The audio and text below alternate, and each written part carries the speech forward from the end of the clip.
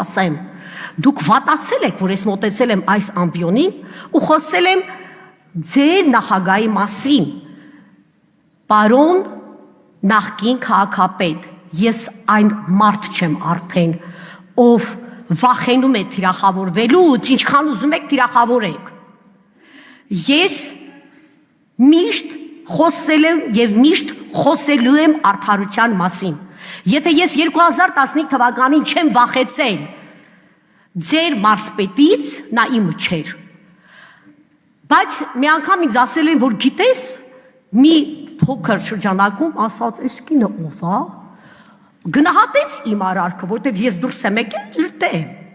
Գիտեք, այդ մարդը հետաքրքիր է, բայց ողջունել է, որ ես պայքարում եմ, իսկ դուք չեք պայքարում։ Այն ժամանակ, երբ որ լցոներ պետք է լինեին արկղներում, ինքը ձեզ իր սենյակում ապտակեց։ Ինչու՞։ Դուք գիտեք, որ դուք չեք ընտրվել, բայց կեղծվել են ընտրությունները։ Ինքը մաչե բայց լիներ։ Այժմ Հայաստան պատգամավորական խմբակցության անունից ձայն է խնդրում պատգամավոր Լևոն Քոչարյանը, համեցեք։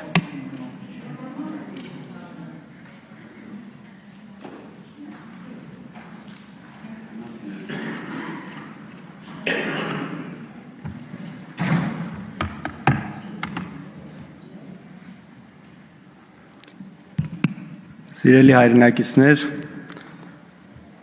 ուզում եմ անդրադառնալ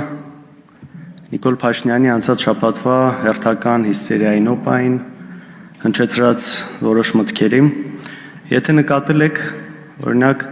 արդեն նա այդքան այդ ջղաձգումների մեջ չի հայտնում, երբ նրան անվանում են թուր կամ դավաճան, ձեզ հայտնի որակումները, որը հաճախ տրվում է, կարծես դրանից նա այդքան խնդիր այլևս չունի, միգուցե հասկանում է, որ այդ պիտակ այնքան է նրան կպել, որ այստեղ անիմաստ է պայքարել, բայց այդ կոռուպցիայի հարցը նրան բավական մտահոգում է եւ այստեղ երևի թե տեսնում է, որ դեռևս հնարավոր է ինչ-որ բան անել։ Ուրեմն ինչպես են որակում, երեք նայում է Սրբուհի Գալյանի հարցազրույցը, ասում է ընդդիմությունը սադրել է եւ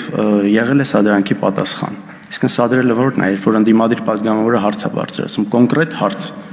որը պահանջում է պատասխան, ու այդ պատասխանը չի տրվում ու դրա տեղը այդ ինչ-որ այդ ներվային հիստերիկ շարժումներն են լինում, որակումները, մեղադրանքները, սպառնալիքները։ Հիմա ուզում խոսել Նոր քաղաքապետարանի դեպքից,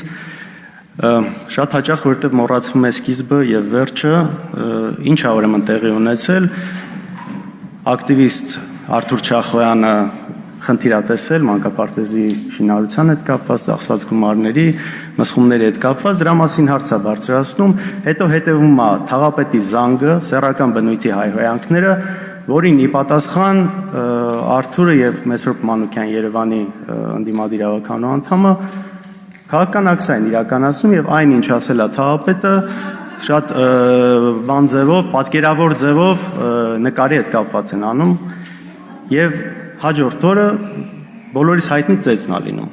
Թաղապետը իր ընդունարանում ծեծում է Արթուր Չախոյանին։ Ու սրան հետևում է քաղաքացիական պայմանագիր խմբակցության հայտարարությունը քաղաքապետարանի, որ իբր քննադատելով այս երևույթը, բայց որոշը ճիշտ դնում են, այ բայց իրավապահները ինչի մի օր առաջ չեն հստակ գնահատական տվել ու դրան արդեն հետևում այն, որ ի վերջո ավելի խիստ մեղադրանք է դրվում ծեծվողի վրա, քան այն մարդու վրա, ով ծեծել է։ Ու ինչը ասում է հետաքրքիր է Նիկոլ Փաշինյանը դրա հետ կապված, ասում է դե ընդհանուր այսպես չընդունելով բռնությունը, ասում է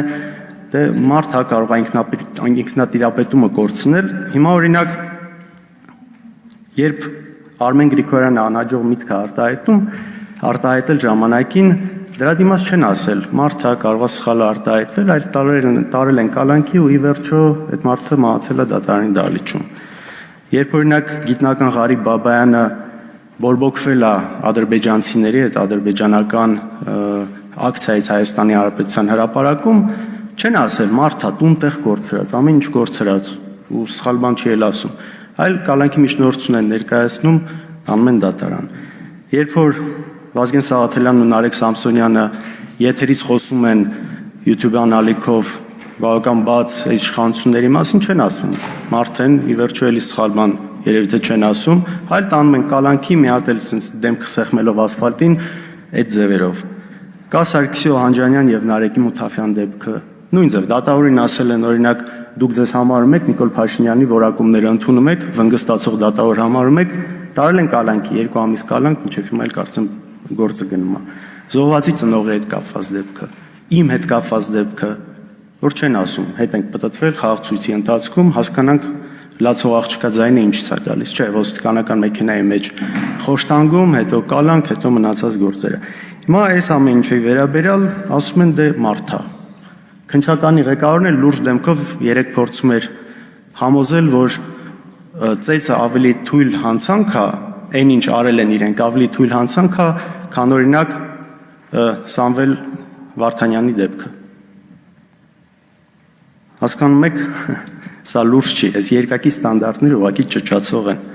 Ուզում եմ խոսել բանավեճի հետ կապված, անընդհատ երբ որ Նիկոլ Փաշինյանն ասում է նախագահները թող գան բանավեճեն։ Այս առաջարկը անելով Նիկոլ Փաշինյանը շատ լավ հասկանում է, որ խելքը գլխին մարդը չի գալու չի բանավիճելու, որովհետև ու դրանով ուզում է ցույց տալ, որ այ տեսեք, եթե չեն գալիս, ուրեմն ես ճիշտ եմ։ Այսինքն դուք լուրջ մտածում եք, որ օրինակ հայրս, ով 2008 թվականից նախագահ չի հանդիսացել, պետք է գա եւ բանավիճի նրա շուրջ, թե 2023-ին Արցախով հանձնել, լավ սա դուք լուրջ եք համարում։ Կամ այսինքն լուրջ մտածում եք, որ 30 տարի բոլորը բանակցում էին Արցախը տալու հետ կապված, բայց այ մենակ հանճարեղ Նիկոլ Փաշինյանն է դա հաջողվել։ Արցախը տալու համար ընդամենը պետք է անել այն, ինչ դուք արել եք, ճանաչել այն Ադրբեջանի կազմում։ Պատկերացրեք օրինակ ինչ որ մեկը ասում է լուսնի վրա կյանք կա, այ գիտնականներ, աստրոֆիզիկներ, եկեք բանավիճենք դրա շուրջ։ Նրանք ասեն ու դու հիմար չես։ Ու ինքը ասի, այ տեսակ իրանք չեկան, ուրեմն ես ճիշտ էի։ Ասում է ամեն գյուղ գնում եմ, ամեն տեղ գնում են, ասում են ինչի Քոչարյանը նստած չի։ Դուք գիտեք մեզ ինչ են ասում, ինչ որ տեղեր են գնում։ Ասում են այս անհայրենիք դավաճանների միջև հիմա ոնց է ազատության մեջ են մի բան էլ շարունակում են իշխանության մնալ։ Բայց ի տարբերություն շատ ասածների այստեղ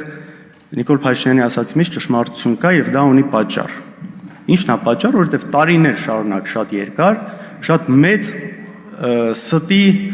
դոզա է այսպես տարածվել ամբողջ հանրության վրա եւ շատ բաներ մտել է շատերի գլուխը։ Եվ որ իրանց խմբակցության ԿՊ խմբակցության ղեկավարն ասում է մենք դրա հետ կապ չունենք, չէ, ունեք դուք կապ։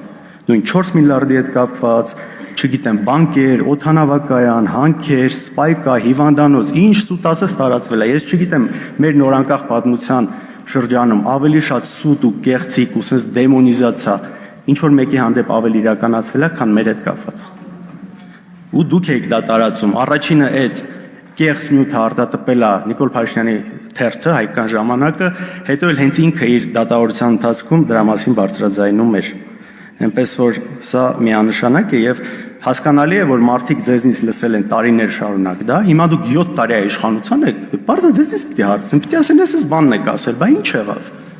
Հիմա եթե վաղը մենք լինենք իշխանության, բա մեզ է նույնը հարց տալու, եթե ձեր հետ կապված գործողություններ չլինեն։ Բնական է, չէ՞ դա, շատ բնական է։ Իհարկե պարկեշ կլիներ, որ ընդունեիք, ասեիք, գիտեք Ժողովուրդ ջան, սխալվել ենք ինչ որ հարցերում էլ չափազանցացված է եղել այն ինչ որ մենք պատկերացրել ենք կամ տարածել ենք, բայց ձեզնից պարկեշություննակալը երևի միամիտություն կլինի։ Անընդհատ կրկնվում է ապօրինի գույքի հետ կապված այն հայցը, որը մեր հետ կապված մուտք արվել դատարան 2 տարի առաջ։ Ժողովուրդ, ուզում եք ամեն անգամ կրկնեք սկզբից մինչև վերջ, վերջից սկիզբ, թվերը տարբեր ձևերով, դրանից էությունը չի փոխվում։ Այն ինչ դուք տարիներով մարդկանց ներարկել եք, առնվազն 50-ից 100 անգամ ավելի քիչ է, քան ինչ փաստացի կա։ Իսկ փաստացի կա այն, ինչը մենք միշտ ասել ենք, խոսել ենք, մեր անունով է եղել, ոչ մի հանցավոր ճանապարհով ձեռք բերված որևէ գույք չկա եւ չկա գետ մեկ լումա, որի օրինական բացատրությունը մենք չունենք։ Ապօրինի գույքի էս օրենքի մասով, որ ասում են այ ինչ են վիճարկել ՍԴ-ում։ Կա լուրջ խնդիրներ եւ ՍԴ-ի որոշումը դրա մասին է խոսում, ինչքան էլ չեք ուզում ընդունել։ Իհարկե ձեր այդ բռնազավթած ՍԴ-ն է, բայց նույնիսկ իրենք չեն կարողացել այս մասով ինչ որ բաներ կա շրջանցել։ Օրինակի համար ասեմ, որ կան ընկերություններ, որ ասում են մարդ 7000 մեր գործով չէ, ընդհանրապես 7500 դրամ օրինակ չի ունեցել ՍՊ-ում ՍՊ բացելու համար։ Ու հետեւաբար այն ինչ աշխատել այդ ընկերությունը համարում են ապօրինի։ Այս կարգի աբսուրդային կետեր կան այս ամեն ինչում։ Մեկ էլ մի բան, որ անդադ ասում են, ինչից խոսում ենք անիվ կլինի, Արցախ հանձնել կլինի, սահմանազատում կլինի, ասում են, իրանք դրանից խոսում են, որովհետև խնդիր ունեն իրենց ունեցվածքը պահելու համար։ Սիրելի հայրենակիցներ, ունեցվածքը պահելու համար կամ պիտի խելոք վերընկնես տեղդ, փորձես լեզու գտնել իշխանությունների հետ, կամ պիտի ամեն ինչ վաճառես, թողնես գնաս։ Մենք ոչ մեկն ենք արել, ոչ մյուսն ենք արել, ու իմիջիալուց նման բան անողներ եղել են, օրինակները բոլորիդ հայտնի է։ Մենք դա չենք արել, մեր խնդիրը դա չէ, առնվազն մինչև 23 թվականի ամառը կարող ենք այդ ամեն ինչը անել, մինչև այս գործերը լինելու։ Հիմա նաև ուզում եմ անդրադառնալ այն մեղադրանքներին եւ վիրավորանքներին, որոնք հնչեց Նիկոլ Փաշինյանի կողմից, երբ որ իմ ընդդիմադիր գործընկերներին նայելով ասում է համբալներ։ Հիմա հաջորդ օրը ինքը գնաց Մոսկվա, եթե չեմ սխալվում, ինձ հետաքրքիր է դուք ինքը նայել եք այդ տեսանյութերը։ Հիմա ով է համբալ էլի։ Կամ Ալեն Սիմոնյանը, որ իմ կին գործընկերոջը ասում է դուրս կշպրտեմ դահլիճից։ Ալեն Սիմոնյանը թող իմանա, երբ որ ու ուշադիր լինի, երբ որ իրան դուրս շպրտեմ այնտեղից, բարձր անստած շատ ցավոտ արնել։ Արտահերթ հանդես կգամ ես։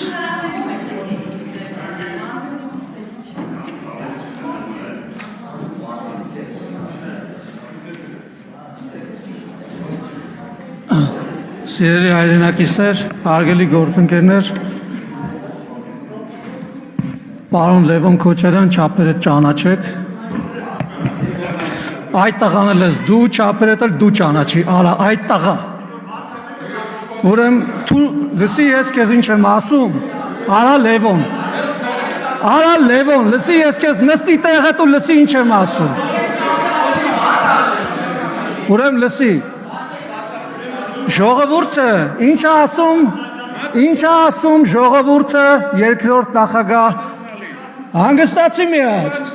ներտեղ դուրս արի ստեղից էլ էսի ձևը էսի լկտիությունը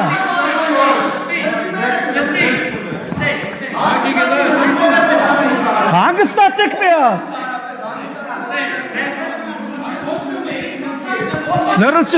լրություն հարգելի գործընկերներ լրություն դա ալիչում ուրեմն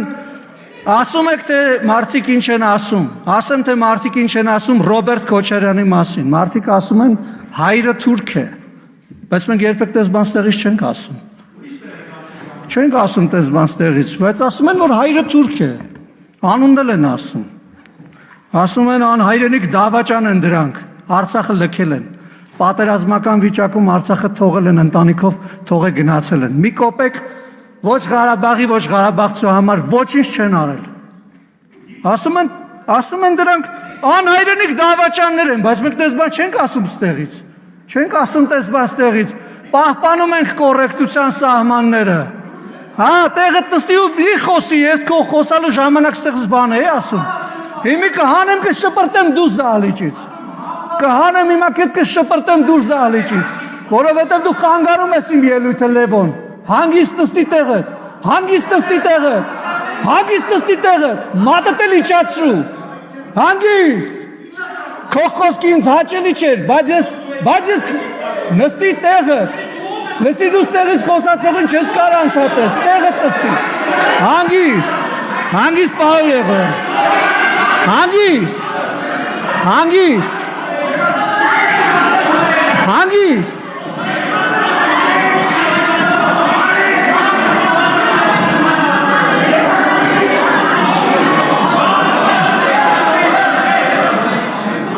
ուրեմն հանգիստ սիրելի հանգստացեք մի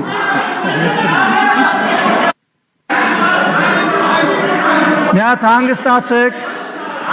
Նարեկ ջան հանգիստ պարոն Եղոյան ձեր տեղը նստեք Գառնիկ Դանելյան, ձեր տեղը նստեք։ Լևոն Քոչարյան, դուրս եկեք դահլիճից։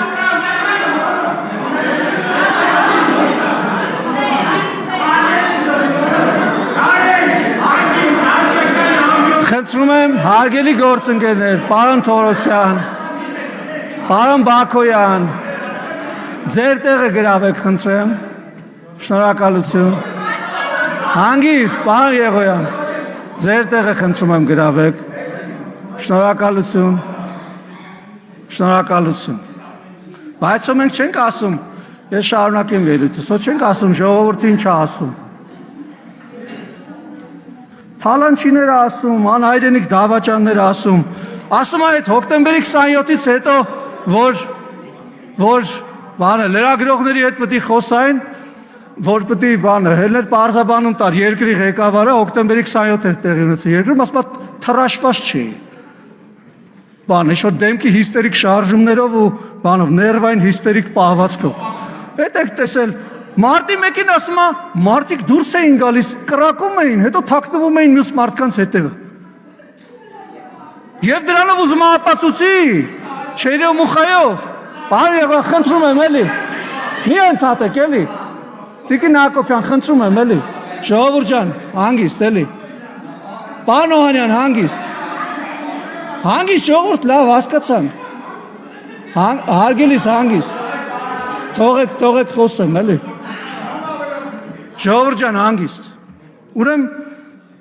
ասում է կրակում էին, թաքնվում էին մարդկանց հետևը, դրանով ապացուցում է չերյո մուխայով, ուղիղ մարդու վրա կրակելը, ու դիմահար կրակով սպանելը, հասկանում եք, քաղաքի կենտրոնում մարդիկ են մացել, դուք չեք մացել, խնդրում եմ էլի մի բան արեք էլի, մի ընդհատեք էլի, հա գիտեմ, ախր գիտեմ, ժողովուրդ ջան, վերցրել է այդ պայթուցիկը ձեռն է պահել, այդ մարդը վիրավորվել է, շատ եմ ցավում դրա համար, բայց դիմահար կրակով մարդ սպանելը ուրիշ բան է, այն էլ քանի հոգու է, մի հոգու չէ, որ ասես մի ամիտ ա եղել, ուրեմն եւ դա փորձել է արդարացնել, ասում է ուչաստկովի գործը հիստերիկ պահվածքով դեմքը ծռելով էլ խոսում է, մարդկանց վրա դախր ազդում է, բայց մենք դες բաներ չենք ասում ստեղից, մենք արձագանքում ենք, գնահատական ենք տալիս, հասկանում եք, չի կարելի գալ, այտենց ինչ-որ մենել մարդկանց վրա գցելով, էլի, ասում են ինքն իր անունից չի ասում, էլի, մարդիկ են դենց ասում, մենք կան բան ասենք մարդիկ, որ ձեր մասին ասում են, բայց չենք ուզում բան անենք, էլի, ասենք չենք ուզում ինստիտուցիոնալացնենք այդ բանը, պետք չի էլի այտենց գնալ։ Ասում է չկա ոչ մի լումա ապօրինի գույք, պատկերացնում եք, ուրեմն բանա, կգնաք այդ ցուցմունքը, որ տալիս եք այդ արդարացումները, կգնաք դատարանում կասեք ոչ մի լումա ունեք, չունեք, մարդիկ ամեն ինչ գիտեն, բայց այտենց պաշտոնավարել եք բանը, միլիարդներ եք կուտակել, այդ ո՞նց եղավ։ Ո՞նց եղավ այդ։ Ղարաբաղը հանձնելուց են խոսում, Ղարաբաղը հանձնվել է ամեն մարդու ընդեղից գնալով, դուք խրախուսել եք ընդեղից լիքը մարդա գնացել, այդ թվում եկել է Հայաստանում պաշտոններ է զբաղացրել, մարդկանց փողոցներում ջարդել է, որպեսզի ժողովրդավարություն չլինի, երկիրը ո՞նց են դավաճանում են ընտրակեղծարարությամբ, այդպես են դավաճանում երկիր, դավաճանությունից եք խոսում, դավաճանում են ընտրակեղծարարությամբ, մարտի մեկին մարդկանց գնդակը արելով, այդ գնդակը արումը արդարացնելով, իսկ ցավակցական խոսք չեք ասել այդ ընտանիքներին, ասեք ինչի մասին եք դուք խոսում, ժողովրդավարությունից եք խոսում, անշարժ բանից եք խոսում, կոռուպցիայից եք խոսում, լուրջ դուք դրա իրավունքը բարոյական ունեք ընդհանրապես Ղարաբաղից եք խոսում, բարոյական իրավունք ունեք, Ղարաբաղցի լինելով լքել եք, թողը գնացել եք Ղարաբաղից, ձեր բանը, հրաշալի կյանքն եք, պարոն Օհանյան, ձեզ էլ կարադառնամ էլի եւ պետք է լինի, մի հիշացրեք ձեր մասին էլի հանգիստ ելույթ եմ ունենում, ձեր քաղաքական ղեկավարի մասին եմ խոսում, ձեր պաշտպանյալի, պարոն Մինասյանի պաշտպանյալի, գալիս այստեղ advocate-ի դերատանում Ռոբերտ Քոչարյանի համար, ախր լավ գոնե եթե մի քիչ դեմք փրկելու հարց ունեք այդ մարդը մի պաշտպանեք այստեղ, նախ ստե դատարան չի, երկրորդն էլ ասենք ձեր պաշտպանության կարիքն էլ երևի չունի էլի։ Ես ընդհանրապես ուզում եմ ասել, որ այս ամբիոնը ուժ ունի, երբ որ դուք հարված եք հասցնում, նաև այդ հակահարված եք ստանալու, եւ այդ հակահարվածը լինելու է ժողովրդի անունից հակահարված, եթե դուք մարդկանց անունից եք խոսում, այնց հակահարված կստանաք, ամբողջ կյանքը նոկդաուններից ու նոկաուտներից դուրս չեք գա, մի արեք այդպես, Եթե ուզում եք նորմալ հանգիստ քաղաքակիրթ խոսալ, եկեք նորմալ հանգիստ քաղաքակիրթ խոսացեք, քաղաքակիրթ պատասխան կստանաք, նորմալ պատասխան կստանաք։ Կգաք թե թևեր կթափահարեք, գնահատականներ կտակ, երկրի վարչապետին բան կասեք, այնց հարված կստանաք։ Դուք չեք պատկերացնում ուղղակի, ոտերները տակներից կփախչի։ Չեք դիմանա։ Պարոն Օհանյան, դուք սենց ասեմ, էլի, չեք կարող։ Չեք կարող, նույնիսկ համարժեք չի ձեր խոսքը։ Ձեր խոսքը բանի տեղ դնող չկա, արժե զրկված է։ Դուք Քոչարյան Ռոբերտի պաշտպանն եք։ Ուժային պաշտպանը, դուք մարտի 1-ին ժողովրդի սպառնացած ուժային եք, դուք բանակի ողնաշարը կոտրած ուժային եք, դուք բանակը քաղաքականացրած ուժային եք, հասկանում եք։ Չեք կարող, դուք չունեք այդ իրավունքի ինձ այստեղ բան ասելու, չունեք այդ իրավունքը, հանգիստ պետք է նստեք, լսեք, հարվածները ուտեք, փորձեք դիմանալ, բայց չեք կարող։ Դրա համար առաջարկում եմ, որ քաղաքակրթության սահմանները չխախտենք։ Շնորհակալություն եւ միանգամից ասեմ, որ հաջորդ ելույթի համար քաղաքացիական պայմանագրի անունից պարոն Արթուր Հովհաննիսյանը կխոսի։ Ազգային ժողովի մեծարգո փոխնախագահ արգելի գործընկերներ, սիրելի հայրենակիցներ, ուր թռավ Լևոն Քոչարյանը, փոքրիկ իշխանը, խոսած փախավ, ուրեմն Լևոն Քոչարյան, եթե նեղվել ես վարչապետի խոսքերից, ձեր ողջ խմբակցությանն ուղված ու պատիվ ունեմ ուղված, իմացի որ հաջորդ հարցու պատասխանին ձեզ ավելի խիստ գնահատականներ են սպասվում, որոնք արտահայտելու են ձեր ողջ էությունը, ձեր ապրած կյանքի մասին էլ։ Ես առասարակ Հեն կարծիքին եմ, որ երեխաներն իրանց ծնողների արարքների համար պատասխանատու չեն, մինչև այն պահը, երբ որ երեխաներն իրենք են հայտ ներկայացնում այդ պատասխանատվությունն իրենց վրա վերցնելու։ Ուրեմն լսի Լևոն Քոչարյան, ուշադիր լսի, ականջները ձգի ու լսի։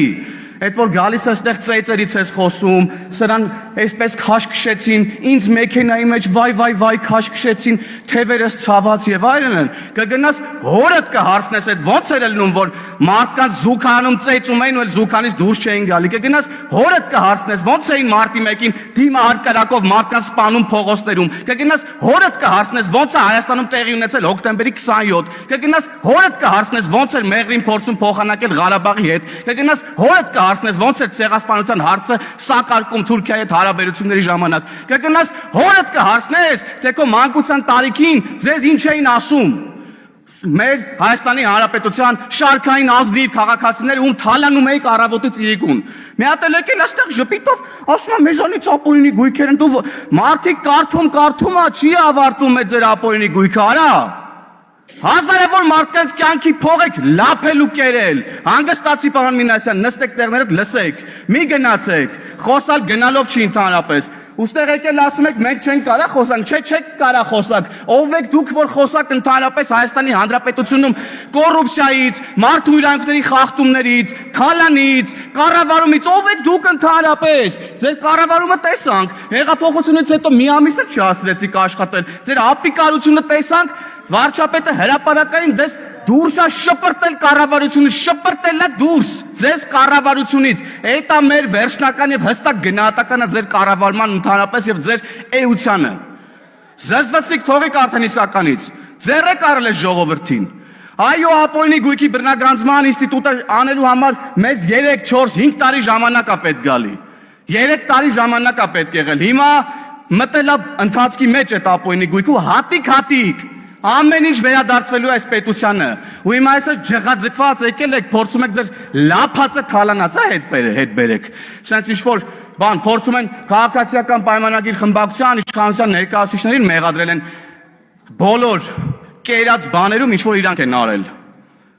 Ով եք դուք ընդհանրապես։ Այո, վարչապետը ասել է լավ արե էլի անելու։ Մենք էլ ենք անելու, ամբողջ ժողովրդի առաջ հրապարակային ձեր երեսը ցույց ենք տալու, ով եք եղել ընդհանրապես եւ ուր եք գնում։ Հերիք էլա բոլ եղավարդը։ Հայ քեզ բան, մի հատ էստեղ Լևոն Քոչարյանն է, գալիս է բան դեմքով մարդու իրավունքների պաշտպանի դեմքի արտահայտությամբ ելույթներ է ունենում։ Լևոն Քոչարյանը մարդու իրավունքների փոքրիկ իշխանն է, լավ ասաց գործընկերուհիս։ Տղա ջան, ասեցի, բոլոր այդ հարցերից պատասխանները կգնաս հորդ կհարցնես։ Ինքդ քո մեջ կվերլուծես, ինչի ես եկես տեղ, ինչպես ես օգտագործվում եւ այլն, հետո նոր խոսանք մնացածի մասին։ Վերադառնալով մարդու իրավունքների առասարակ քննարկմանը, ընդդիմությունը ամեն մարդու հնարավոր բոլոր իրավունքները ասպատակում է ուղղակի։ Հիմա էլ ընկել են կրթվելու իրավունքի հետևից, նայեք։ Դաշնակները իրանց կոալիցիոն կառավարման ժամանակ օկուպացրել էին ամբողջ կրթական համակարգը, պատմության ֆակուլտետներ, դպրոցներ, պատմության գրքեր, որ թաքցնեին ժողովրդից իրենց իրական դեմքը, որ օրինակ իրանք Օսման դաշնակներ են, որ օրինակ հիմա իրանք Օսման դաշնակների հետնորդներն են, եկել են ստեղ ավարտին հասցնեն ըստ էության, ուրեմն Դավադիր, հələ հանգստացի դու մի հատ Թադևոս Ավետիսյան կամ Ավետիս Թադևոսյան, հանգստացեք ու իմ ելույթի ժամանակ ընդհանրապես տեղից խոսանք, չափերի հավաքեք գնահատականը տվեք ձեր չափերը ցույց կտամ հեսա ես քեզ։ Անցնելով առաջ։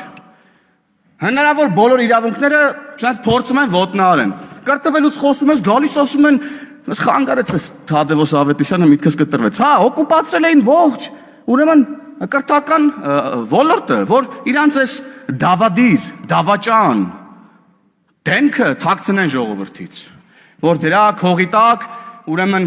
իրանց քաղաքական նպատակներ իրականացնեն, կրթեն սերունդ, որը չի գալու իրանց հետևից, որովհետև չգիտի իրանք ինչ են արել։ Մենք եկել ենք, ասում ենք իրանք ինչ են արել, պատմության դասագրքերում գրելու ենք հայ ժողովրդի պատմության բոլոր դրվագները, որին որ պետք է հայ ժողովուրդը ծանոթ լինի, որպեսզի մենք ելնենք ուրեմն իրական փաստերից եւ ապրենք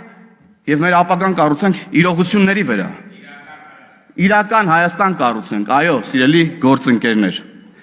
Մյուս իրավունքը, որ ասպատակում են ուրեմն այս ընդդիմադիրները, օրինակ խոսքի ազատությունն է եւ լրագրողների իրավունքներն առասարակ։ Մի հատ թթու բառ ասես լրագրողներին, վայ, կգան պլակատներով ստեղ կկապեն։ Ամենայն հարգանքով բոլորիդ նկատմամբ սիրելի գործընկերներ, ես էլ եմ լրագրող եղել։ Մի հատ թթու բառ ասեն, գիտես ինչ կանեն։ Էլ չեմ պատկերացնում, նյութեր կգրվեն, էլ չեմ ասում ինչ վերնագրերով եւ այլն եւ այդպես շարունակ, բայց որ օրինակ ընդդիմադիր падգամավորը գալիս է ասում է, որ լավ լրագրող լինեիք, կներեք այս ժողովրդական խոսքից, լավ լրագրող լինեիք, դուք էլ 4 սատ տուն կունենայիք։ Այսինքն էսի չես ասում։ Տիկին Թագուհի Թովմասյան, հարգելի լրագրողներ, դուք նորմալ եք ընկալում ես, հարցեր չունեք Թագուհի Թովմասյանին, դուք ընդհանրապես, դուք լավ լրագրող չեք։ Ես կարծում եմ, որ դուք լավ լրագրող եք։ 3-4 սատ տուն ունեք Երևանի կենտրոնում, հա? Օրինակ Տիկին Խամոյանը ունի, բան չունի մյուս ընդդիմադիր նախկին լրագրողը ասելու Թագուհի Թովմասյանին։ Տիկին Թովմասյանը դից ծառայությունների դիմացեք 3-4 սատ տուն առել Երևանի կենտրոնում, մի հատ էլ երեսով եք տալիս այն լրագրողներին, ովքեր 3-4 սատ տուն չունեն։ Այ քեզ բան։ Էսա ձեր պատկերացումն առհասարակ մարդկային փոխհարաբերությունների, աշխատանքային փոխհարաբերությունների, ձեր խմբագրության լրագրողները ձեր ստարուկներն են։ Հա? Լավ լրագրողներ են ձեր խմբագրության լրագրողները։ Մարդա 4 սատ տուն առել եք իրանց համար, նենց փող տվել եք իրանց, որ մարդա 4 սատ, ինչ եք խոսում ընդհանրապես։ Եվ պարոն Եղոյանը շատ ճիշտ է ասում, լրագրողական լրատվամիջոցների հաշվետվություններ կան, հələ մի հատ հրապարակեք, տեսնենք այդ որտեղից է այդ գումարները։ Եվ ես պետական կառույցներին նաև կոչ եմ անում եւ պահանջում եմ բացել ուրեմն լրատվամիջոցների մասին օրենսդրությունը ու կարդալ եւ հասկանալ, որ եթե կան լրատվամիջոցներ, որոնք հաշվետվություն չեն ներկայացրել, նրանք կարող են նաեւ չհավատարմագրել այդ լրագրողներին։ Հարգելի պետական կառույցի համապատասխան բաժինների գործընկերներ, հետևեք օրենքի տառին եւ պահանջին, խնդրում եմ։ Եվ սիրելի լրատվամիջոցներ, մեր հանրությանը ասեք, ձեր եկամուտները որտեղից են, ինչ են եւ այլն եւ այդպես շարունակ։ Եվ առհասարակ ընդդիմությունը իր ամբողջ փողերը լցրել է լրատվական դաշտ, լրատվական դաշտը լցրել է լրատվության հետ կապ չունեցող մարդկանցով ու փակել է դուռը այն մարդկանց համար, ովքեր ուզում են գալ եւ զբաղվել ռեալ լրագրությամբ, օգուտ տան պետությանը, բուֆեր լինեն քաղաքացիների եւ իշխանության միջև։ Բան չունեք, բա հարգելի լրագրողներ, ես մասով ասելու ընդդիմադիր գործընկերներին, ովքեր ղեկավարում են մի շարք լրատվականներ, թե մենակ մեզ պետք է գաք ինչ-որ sense խառը խաչաձև հարցեր տակ, երբ որ մի ամիտ մեկն ու մեկս մի ավել պակաս բարկասի կամ հղում կանի ձեր սիրելի տերտերների ասած բառերի վրա։ Մի հատ կարող է գաք էթիկայի հանձնաժողովի պահանջով մեզ դիմում գրեք, որ Թագուհի Թովմասյանի վերաբերյալ էթիկայի հանձնաժողով ստեղծի, հա? Թե դրանից ավելի քիչ եք նեղվել։ Եվ կարծում եմ այստեղ էլ, այսինքն մարդկանց իմ ընկալում ընդդիմադիրները բոլոր լրագրողներին գերեվարել են առասարակ եւ հիմա լրագրողներից ուղակի ձայն չենք լսում։ Եվ նաև Տիկին Մանասյան, դուք լուսաձայնային նռնակների հատուկ միջոցների մասին խոսեցիք, բայց ես ուզում եմ արձանագրել, թե ինչ է տեղի ունեցել Հայաստանի Հանրապետությունում բոլորիս համար։ Հարցը նոյեմբերի 9-ն է նախ տեղի ունեցել։ Եվ նոյեմբերի 9-ից հետո նոյեմբերի 9-ից հետո նախ մենք պետք է արձանագրենք, որ նոյեմբերի 9-ը, մարտի 1-ը եւ հոկտեմբերի 27-ը սրանք նույն շղթայի պատասխանատուների ձեռի գործն է։ Եվ մեր մեղքն է նաև, որ մինչև այսօր այդ բացահայտումները մինչև վերջ արված չեն, բայց այս քանի օրերի ուժային նաև իրավապահ մարմինների զեկույցները մեզ հույս են ներշնչել, որ ոչ վաղ ապագայում մենք առնվազն շոշափելի արդյունքներ այս իմաստով կտեսնենք։ Բայց ես ուզում եմ ասեմ, որ մեր ընկալումը, բառամթերքը Հայաստանի Հանրապետությունում տեղի ունեցող իրավիճակի վերաբերյալ չի կարա լինի ստերիլ եւ այսպես ասած շատ նման այլոց։ Մենք մի պետություն ենք, որտեղ ահաբեկչություն է տեղի ունեցել։ Մի պետություն ենք, որտեղ 2020 թվականին ահաբեկչություն է տեղի ունեցել։ Ես դա ահաբեկչություն եմ որակում, որտեղ նպատակը Արարատ Միրզոյանին սպանելը չէր, նպատակը բոլոր պետական պաշտոնյաների կյանքի վրա հարձակում իրականացնելն էր եւ սահմանադրական կարգը տապալելն էր, պետությունը լուծարելն էր։ Եվ հետևաբար, եւ մանավանդ, երբ որ մարդիկ հարձակվում են ազգային ժողովի շենքի վրա եւ կիրառվում է հատուկ միջոց, մեկն էլ վերցնում է, որ այդ հատուկ միջոցը հետ շպրտի իրավապահ մարմինների վրա, ովքեր հասարակական կարգ են պահպանում եւ վնասվածք է ստանում, ամենայն ցավով ես ցավում եմ, որ նման դեպքեր առասարակ մեր քաղաքացիներից որևէ մեկի հետ տեղի ունեն, անկախ նրանից, թե քաղաքացին ինձ ինչ է ասում։ Բայց մենք պետք է ընդհանուր կոնտեքստն ու իրավիճակն էլ նաև հաշվի առնենք, ընկալումներ չստեղծելու մեր հանրության մեջ, որ հատուկ միջոցներ են մեր կողմից կիրառվում եւ այլն եւ այդպես շարունակ։ Ես Չեխիայից պատվիրակություն եմ մի ժամանակ տարել եմ որպես էքսկուրսիա օպերայի, ուրեմն Ֆրանսիայի հրապարակ, որ ցույց տալ թե մենք ինչ ժողովրդավար ենք եւ քանի ամիսը մեզ ինչ ասես չեն ասում, հասարակական կարգի տապալման կոչեր են անում, բայց վրանների մեջ խորոված քյաբաբ են ուտում։ Այսօր Արտուր Խաչատրյանն եկել այստեղ ասում է ծապ տվեք պարեմ։ Տո ծապ կտան կպարեք, կերքեք, ժամանակը կգա, ընես կպարեք, ընես կերքեք, դուք էլ չգիտեք դրա մասին։ Շնորհակալություն։ Շնորհակալություն, հարգելի գործընկերներ, այժմ եզրափակիչ ելույթի իրավունք ունի մարդու իրավունքների պաշտպան Անահիտ Մանասյանը, մինչև 15 րոպե Տիկին Մանասյան համեցեք։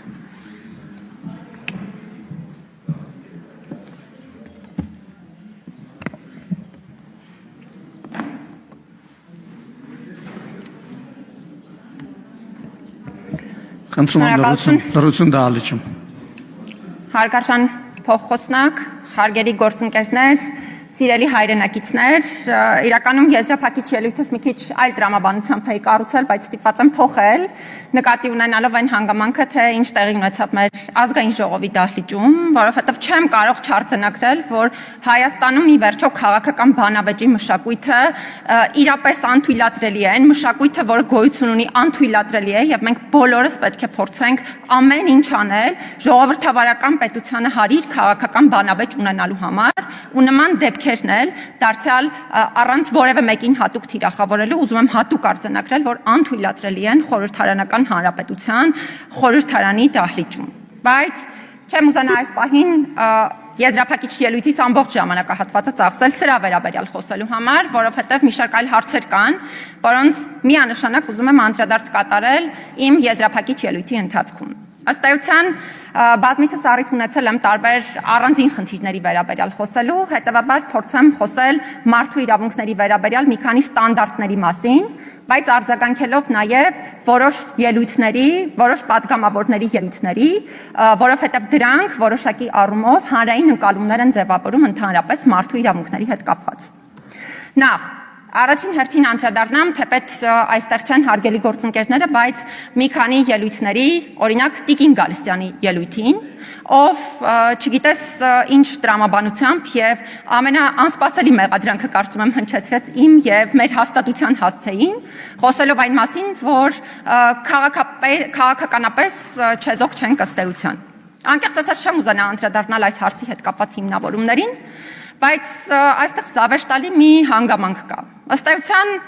քաղաքական չեզոքության, մարդու իրավունքների պաշտպանի քաղաքական չեզոքության կամ դրա բացակայության վերաբերյալ հայտարարություն է անում մի քաղաքական ուժի ներկայացուցիչ, որը մարդու իրավունքների պաշտպանի պաշտոնում առաջադրել էր ակնհայտ քաղաքական գործունեություն իրականացնող անձի, քաղաքական գործչի։ Ավելին, այնպիսի քաղաքական գործչի,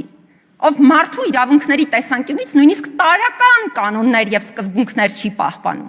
ամենօրյա ռեժիմով ատելության խոսք է տարածում գրեթե բոլոր հնարավոր հիմքերով։ Եվ խոսքը միայն իմ մասին չէ, որովհետև այո, սեռով պայմանավորված ատելության խոսքի թիրախ ես եմ դարձել գենդերային հավասարության հիմքով, մի շարք այլ հիմքերով։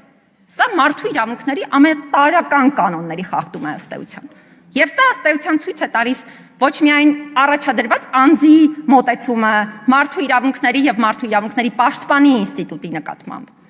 այլ սա ցույց է տալիս նաեւ մարդուն առաջադրողների մոտեցումը մարդու իրավունքների եւ մարդու իրավունքների պաշտպանի հաստատության նկատմամբ, որովհետեւ նախ առաջադրում ես նման անձի, երկրորդը չես քննադատում ու չես հակազդում հակաիրավական ու մարդու իրավունքներին հակասող նրա խոսքին, ըստ էության ակնհայտ է, որ կիսում ես նրա տեսակետները։ Հետևաբար, եթե մենք անընդհատ խոսում ենք պատգամավորական էթիկայի եւ դրա սկզբունքների մասին, ուզում եմ հատուկ արձանագրել,